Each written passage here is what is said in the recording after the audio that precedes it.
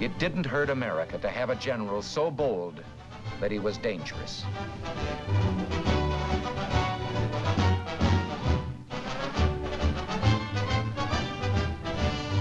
Los Angeles went all out in its reception.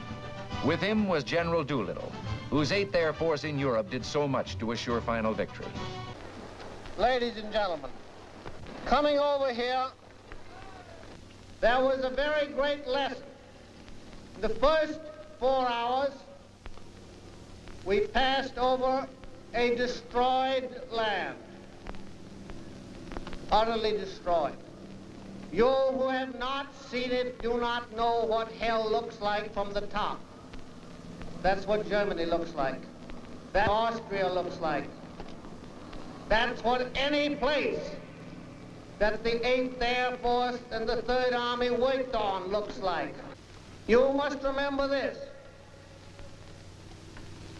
that from Brest to various towns in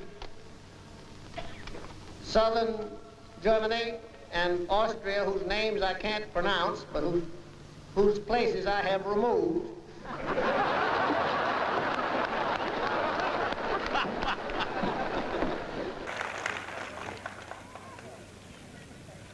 flying down from Nova Scotia today, I was looking at the country as I always do, and there was something wrong. There were no shell holes. There were no bomb craters. The bridges were all in. The houses still had roofs. The marshalling yards where you collect freight trains didn't look like junk heaps. It's all wrong. And it occurred to me how very fortunate you are that through our blood and your bonds, we crushed the Germans before he got here. This great ovation of the people of Greater Boston was not for George Patton. George Patton is simply a hook on which the great acts of the 3rd Army are hanged. I don't mean for death. I am simply a symbol. The ovation was for these men here. Remember this, you don't have to be a corpse to be a hero. There they sit, they're not corpses.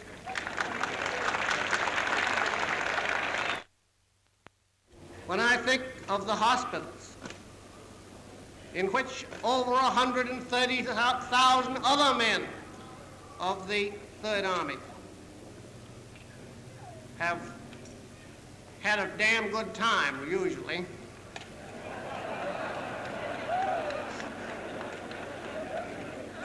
That is a backhanded compliment to the medical service of the United States Army. Because had it not been for that wonderful service, these men would not have had a good time. But when you think that only 1% of the soldiers who got to the evacuation hospitals died, you have to take off your hat to the doctors and the nurses. I do. You look at General George Patton, you look at MacArthur, you look at these great generals, and I say it all the time, they're spinning in their grave. We had Mosul. We have to take it because Hillary Clinton and Obama left that big vacuum, and ISIS went in and they took Mosul. She says but you're here's the other declaring problem. defeat before the battle is over. Let me finish with Mosul. Element of surprise. One of the reasons they wanted Mosul, they wanted to get the ISIS leaders who they thought were in Mosul. Those people have all left. As soon as they heard they're going to be attacked, they left. The resistance the defense rate says 35 of them have been taken out. Excuse me. The resistance is much greater now because they knew about the attack. Why can't they win first and talk later? Why do they have to say 3 months before the attack, we're going in? So you can tell your military expert that I'll sit down and I'll teach him a couple of things. From his earliest public appearances, Donald Trump was laying the groundwork for a presidential run, refining his instincts, polishing his reputation as a businessman, and seeking out ways to raise his profile. Our so-called allies are just ripping us off left and right with Japan and Saudi Arabia and Kuwait. They're just ripping this country off. And I can tell you, if I ever was in office, which is unlikely because I don't think I want to be, but if I ever was, that would not happen. The President of the United States, Donald Trump. Sounds good. I'm not going to be running. The party is, as you know, self-destructing. But if exposure was what Trump needed, he was about to strike gold. In January 2004, The Apprentice premiered. At first, Trump didn't realize what a phenomenon the show would be. The new reality TV series The Apprentice brings together 20 ambitious contestants hoping to survive in New York's corporate jungle. Donald Trump and Mark Burnett, good morning. Nice to see you guys. Hello, Katie. Why? I have absolutely no idea, But The Apprentice was a giant hit. The Apprentice portrayed Donald Trump in the most flattering possible light. As the host of the show, Trump came across like an able commander, a morally strong but fair leader, and a tycoon who couldn't fail.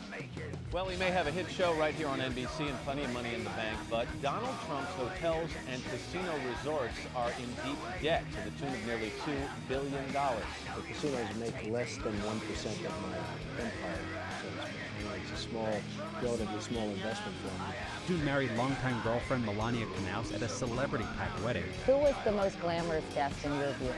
Well, I would say, you had Anna Wintour there and Andre Leontali from Vogue, who were terrific people, and Hillary Clinton looked fantastic. And The show opened up new licensing deals for Trump, and it validated his strategy of branding over building. He's the dean of his own university. Isn't it tasty for just $1? I have to say hello to my boss. You might have met your match here. And by the end of the year, he was back to talking about the White House. I will run. Next time. On The Apprentice, Trump embraced his new persona. Gone was his habit of picking fights or threatening lawsuits. But off-screen, Trump kept his knives sharp. When Martha Stewart signed up for a daytime version of The Apprentice that would quickly be canceled, Trump couldn't hold his fire.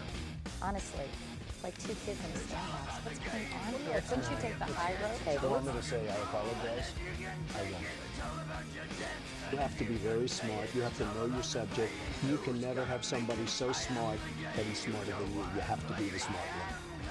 But that sounds like you surround yourself with stupid people. No, you just have to be very smart people. Combining all the tools he'd been honing, the public views, the obfuscation, and his deft handling of the media.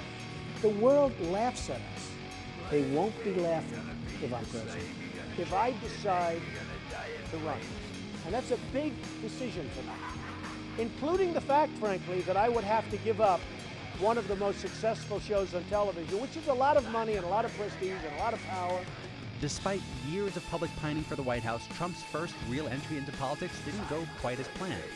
Trump targeted President Obama's background, a subject that Trump insisted was a legitimate topic.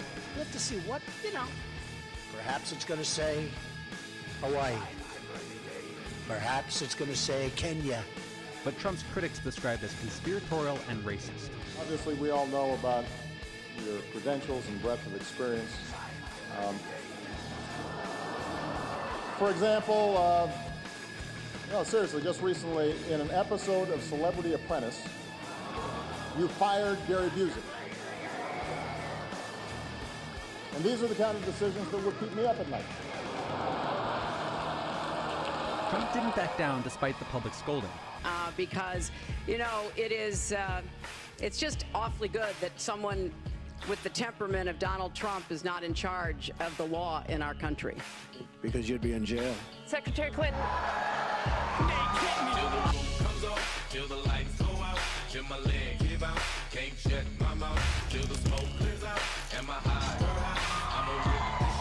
We want to remind the audience to please not talk out loud. Please do not applaud. You're just wasting time.